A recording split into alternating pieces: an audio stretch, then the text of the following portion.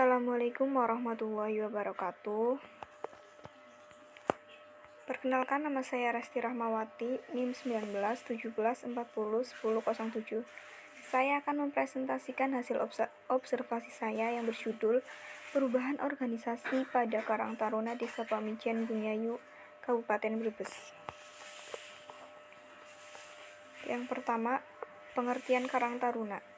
Karang Taruna adalah organisasi sosial kemasyarakatan sebagai wadah dan sarana pengembangan setiap anggota masyarakat yang tumbuh dan berkembang atas dasar kesadaran dan tanggung jawab sosial dari, oleh, dan untuk masyarakat, terutama generasi muda di wilayah desa atau kelurahan yang bergerak di bidang usaha kesejahteraan sosial.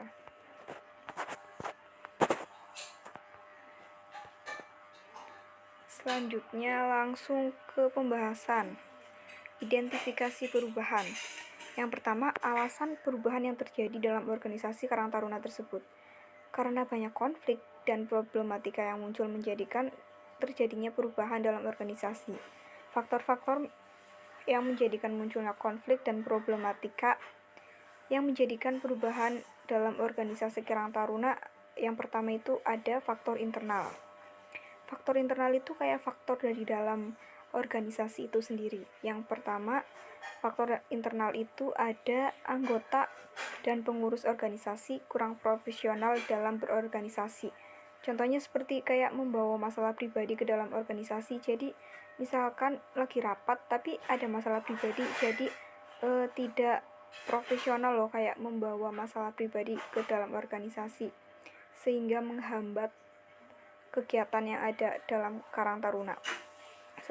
Selanjutnya, kurang aktif anggota Karang Taruna untuk berkontribusi dalam kegiatan yang ada dalam organisasi, seperti rapat anggota, pelatihan-pelatihan, dan kegiatan atau program lainnya yang berhubungan dengan proker organisasi tersebut. Yang ketiga, keuangan atau dana untuk menunjang kegiatan dan program Karang Taruna.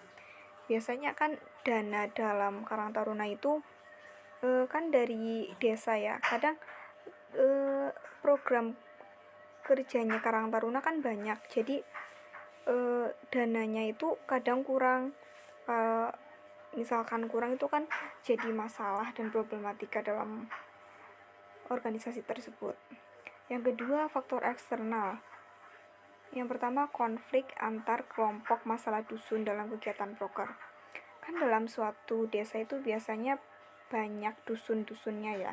Kadang dalam pembagian kegiatan atau program kerja itu kayak biasa kayak ada per kelompok dusun itu kayak merasa tidak adil atau kurang rata pembagian apanya begitu. Kan dalam kegiatan program Karang Taruna kan banyak. Selanjutnya ada sebagian masyarakat kurang mendukung organisasi. Dan yang terakhir, munculnya provokator atau oknum yang tidak bertanggung jawab yang menghambat program kerja. Yaitu ada sebagian kayak orang, oknum itu kayak memprovokasi, kayak apaan sih Karang Taruna itu gini kayak menjelek-jelekan gitu. Selanjutnya ada perencanaan perubahan. Kekuatan yang mendukung untuk melakukan perubahan dalam Karang Taruna tersebut yaitu antusiasme warga masyarakat desa yang sangat mendukung dan menunggu program kerja organisasi. Yang kedua, kelemahan yang menghambat organisasi banyak seperti faktor internal dan eksternal. Contohnya saat rapat rutin, anggota tidak berangkat dan kurang profesional dalam menjalankan kinerjanya. Yang ketiga, peluang, yaitu dengan melakukan perbaikan kegiatan yang lebih bermanfaat, program kerjanya dijalankan. Jadi karena warga masyarakat banyak mendukung, maka kesempatan itu dapat dimanfaatkan untuk lebih aktif lagi. Yang keempat, ada tantangan. Banyak faktor internal dan eksternal seperti mencari dana jika dalam suatu kegiatan budgetingnya melebihi batas atau kurang. Maka harus memutar otak seluruh anggotanya, kayak harus berpikir untuk mencari dana untuk mencukupi kebutuhan dalam kegiatan atau program yang sedang dijalankan. Yang terakhir, strategi untuk melakukan perubahan. Pemimpin harus menguatkan anggota dan memberikan motivasi agar semuanya menerima perubahan yang akan dilakukan. Perubahan harus segera dilakukan karena masyarakat pada kondisi seperti ini perlu peran Karang Taruna untuk membantu berbagai kegiatan kemasyarakatan lainnya demi kemaslahatan hidup. Selanjutnya, implementasi perubahan. Pertama, pemimpin bersama anggota yang lainnya berkomunikasi, bermusyawarah tentang perubahan yang akan dilakukan. Dalam kasus ini, Ketua Karang Taruna seperti contohnya akan menindaklanjuti tegas tentang anggotanya yang wajib datang pada rapat rutinan. Jika tidak hadir, maka akan dikenai sanksi seperti didenda dan diberi surat peringatan. Yang kedua, implementasi meminimalkan penolakan termasuk konflik, yaitu dengan ketua berbicara baik-baik dengan semuanya, memberi motivasi mengenai perubahan yang akan dilakukan, itu demi kebaikan semuanya termasuk masyarakat. Yang ketiga, membangun motivasi bersama menuju perubahan. Tidak hanya pemimpin saja yang memberikan motivasi menguatkan atas terjadinya perubahan yang terjadi, tetapi semua anggota itu harus bisa memotivasi dan saling menguatkan satu sama lain supaya dapat bekerja sama, bergotong royong demi mencapai tujuan bersama.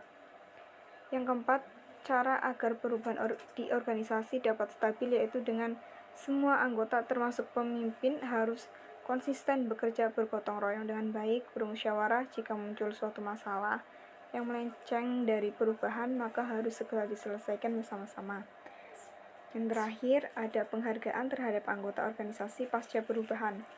Melakukan perubahan yang sudah ditetapkan, yaitu dengan pemimpin memberikan reward kepada anggota yang aktif dan kinerjanya konsisten bagus dengan diberikan plakat penghargaan atau berupa hadiah lainnya.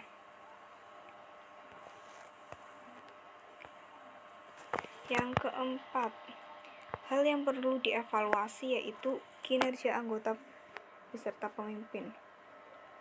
Selanjutnya, sistem yang ditetapkan kemarin apakah efektif atau tidak dalam implementasinya untuk mencapai tujuan yang telah ditentukan.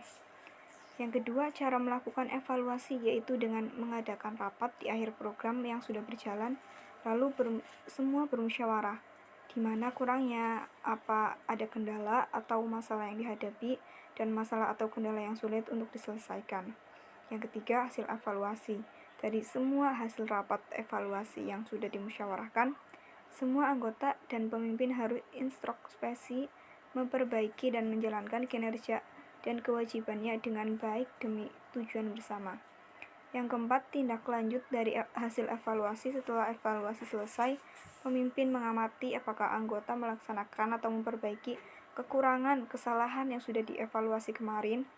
Semua anggota harus saling mengingatkan apabila ada salah satu anggota yang keliru atau anggota yang salah dalam kinerjanya. Dan yang terakhir, feedback dari seluruh anggota, yaitu semua anggota termasuk pemimpin mendapatkan keuntungan, dapat meringankan kinerja jika semua bergotong royong dengan baik, berinteraksi dengan baik, maka seluruh kegiatan dan program kerja dapat berjalan dengan baik sehingga dapat mencapai tujuan daripada organisasi tersebut. Mungkin cukup itu yang dapat saya presentasikan. Terima kasih.